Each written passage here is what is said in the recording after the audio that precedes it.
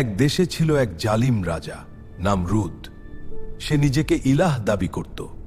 মানুষ তার ভয়ে মাথা নত করত, কিন্তু এক যুবক কখনো মাথা নত করলেন না। তিনি ছিলেন ইব্রাহিম আলাইহিস সালাম। তার হৃদয় ভরা ছিল তাওহীদের আলোতে। তিনি বললেন, আমার রব একমাত্র আল্লাহ। নামরুদ রেগে আগুনের বিশাল চিতা তৈরির নির্দেশ দিল।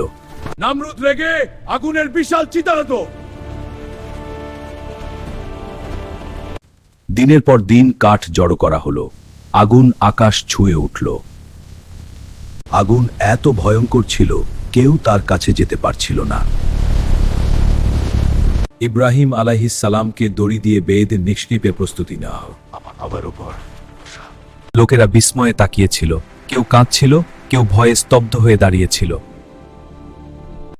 কিন্তু তার মুখে ছিল অদ্ভুত শান্তি। তিনি শুধু বললেন, হাসবি আল্লাহু ওয়া নিমাল ওয়াকিল।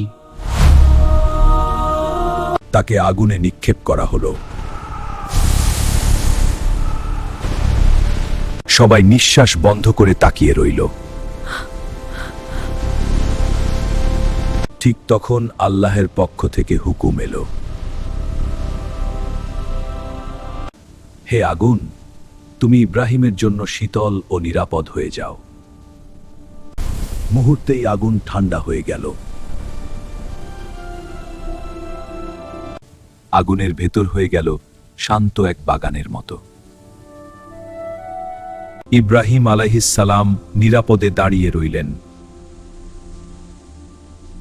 মানুষ হতবাক হয়ে গেল। শিক্ষা যার সাথে আল্লাহ আছেন, তাকে দুনিয়ার কোনো আগুন স্পর্শ করতে পারে না।